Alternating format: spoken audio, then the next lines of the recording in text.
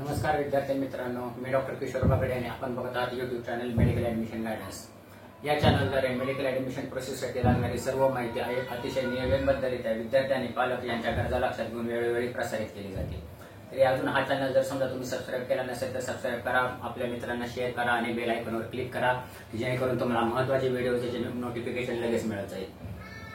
आतापर्यंत ह्या चॅनलद्वारे medical admission प्रोसेससाठी लागणाऱ्या विविध डॉक्युमेंटची माहिती आपण सादर केलेली आहे। त्याच्यामध्ये मेडिकल सर्टिफिकेटची माहिती दिलेली आहे, ईडब्ल्यू सर्टिफिकेटची माहिती दिलेली आहे, बोनाफाईड सर्टिफिकेटची माहिती दिलेली आहे, कॅरेक्टर सर्टिफिकेटची माहिती दिलेली आहे। अजून जर समजा कोणी ही माहिती बघितलेली नसेल आणि त्यांना त्या माहितीबद्दल जर माहिती करून घ्यायची असेल तर तुम्ही तो व्हिडिओ बघू शकता। या व्हिडिओमध्ये आपण OBC NT1, NT2, NT3 VJ यांच्यासाठी लागणारे जे नॉन क्रिमिलियर सर्टिफिकेट आहे त्याची आपण माहिती घेणार आहोत। नॉन क्रिमिलियर सर्टिफिकेट बद्दल बऱ्याच जणांच्या कुशंका बऱ्याच आहेत की कधी लागतं, त्याची व्हॅलिडिटी किती असते। बरं, ह्याच्यामध्ये परत दोन प्रकार आहेत, स्टेट काउन्सिलिंगसाठी लागणार आणि AIQ म्हणजे ऑल इंडिया कोटासाठी लागणार। ऑल इंडिया कोटासाठी लागणारं असतं सेंट्रल ओबीसी सर्टिफिकेट, त्याला पण नॉन क्रिमिलियर असतं, पण त्याची पोझिशन काय असते। आणि स्टेट कोट्यासाठी लागणारं तुमचे कास्ट सर्टिफिकेट, कास्ट व्हॅलिडिटी, त्याच्यासाठी एक वेगळं नॉन क्रिमिलियर सर्टिफिकेट असतं। तर ह्याचा क्रायटेरिया वेगळा आहे, ह्याचा क्रायटेरिया वेगळा आहे। हा क्रायटेरिया कसा असतो हे आपण या व्हिडिओमधून माहिती करून घेणार आहोत। तर आपण पहिल्यांदा स्टेट काउन्सिलिंगचा विचार करू। स्टेट काउन्सिलिंग मध्ये ओबीसी मध्ये एसबीसीचा समावेश असतो, त्याचप्रमाणे व्हीजे, NT1, NT2, NT3 यांना नॉन क्रिमिलियर सर्टिफिकेट लागतं, अलग लक्षात। आणि ह्यांचे कास्ट सर्टिफिकेट, कास्ट व्हॅलिडिटी वेगळं असतं। आणि स्टेट काउन्सिलिंगसाठी जे काही नॉन क्रिमिलियर वेगळं असतं ते काढताना जेव्हा तुम्ही काढता तेव्हा त्याच्या 3 वर्षाची व्हॅलिडिटी असते, अलग लक्षात। हा मुद्दा लक्षात घ्या। कोणाकोणाचं काय होतं, त्यांच्याकडं नॉन क्रिमिलियर सर्टिफिकेट असतं पण परत त्यांचं उत्पन्न दुसऱ्या वर्षी किंवा तिसऱ्या वर्षी 8 लाखाच्या वर पुढे गेलेलं असतं, त्याच्यामध्ये त्यांच्या मनामध्ये बऱ्याच शंका असतात की काय होणार नाही। त्याच्यासाठी आपण ह्याच्या उदाहरणासाठी दाखवून घेऊ की आता तर ही आयडिया तुम्हाला क्लिअर झाली की नॉन क्रिमिलियर सर्टिफिकेटची व्हॅलिडिटी ही 3 वर्षाची असते। एखाद्या विद्यार्थ्यांनी जर समजा 2022-23 मध्ये जर नॉन क्रिमिलियर सर्टिफिकेट काढलं, समजून चालू 2022-23 मध्ये जानेवारी 23 मध्ये त्यांनी नॉन क्रिमिलियर सर्टिफिकेट काढलं तर त्याची व्हॅलिडिटी कधी असणार, 31 मार्च 2025 पर्यंत, 3 वर्षाची। म्हणजे 22, 23, 24 आणि 24-25 म्हणजे टिल 31 मार्च 2025। म्हणजे ज्या विद्यार्थ्यांच्या पालकांनी जानेवारी 23 मध्ये नॉन क्रिमिलियर सर्टिफिकेट काढलंय ते सर्टिफिकेट ह्या वर्षी पण चालणार, अलग लक्षात।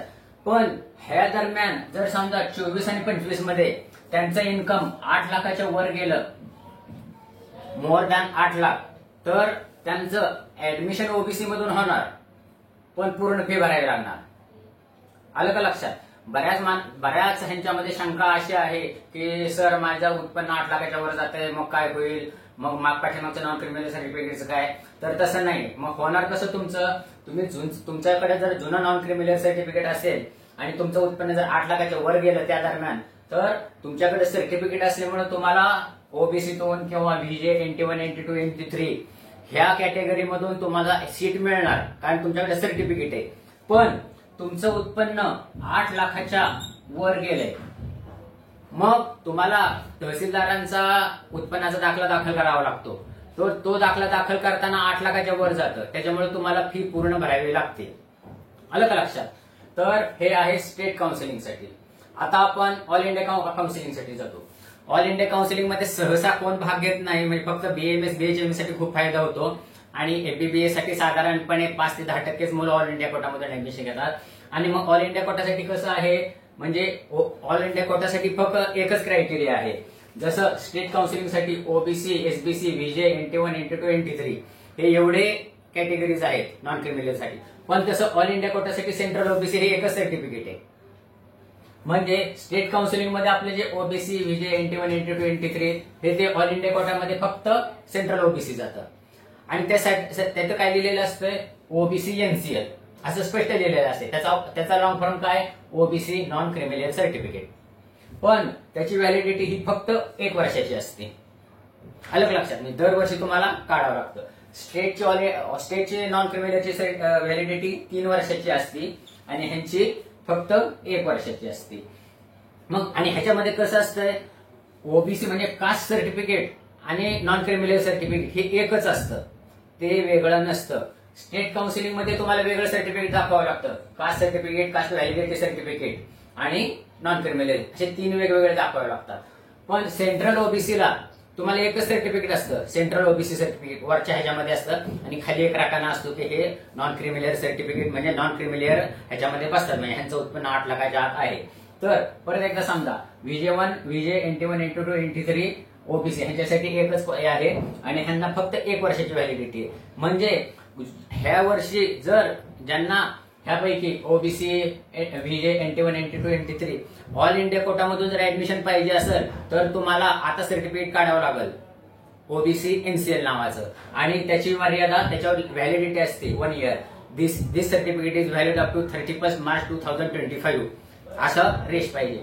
आणि जे स्टेट कोट्यासाठी ऍप्लिकेशन ऍडमिशन घेणार आहेत त्यांच्या नॉन क्रिमिनल सर्टिफिकेटवर खाली बघा आपली व्हॅलिडिटी किती आहे, ती पण व्हॅलिडिटी किती पाहिजे, टिल अप टू 31 मार्च 2025. तर ज्यांच्या कोणाच्या शंका असतील नॉन क्रिमिनल सर्टिफिकेट बद्दल, म्हणजे बऱ्याच जणांच्या शंका कशा असतात, डॉक्टर आमचं म्हणजे सर आमच्याकडे नॉन क्रिमिनल सर्टिफिकेट आहे पण 8 लाखाच्या वर उत्पन्न जात आहे, तर त्याचा उपयोग ह्यांना स्टेट काउन्सिलिंगला होणार कारण त्यांच्याकडे ऑलरेडी अगोदरचं सर्टिफिकेट आहे, पण त्यांना ऑल इंडियासाठी उपयोग होणार नाही.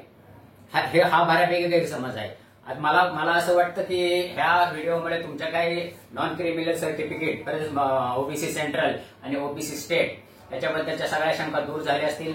अजून जर शंका दूर झाल्या नसतील तर हा व्हिडिओ परत पहा.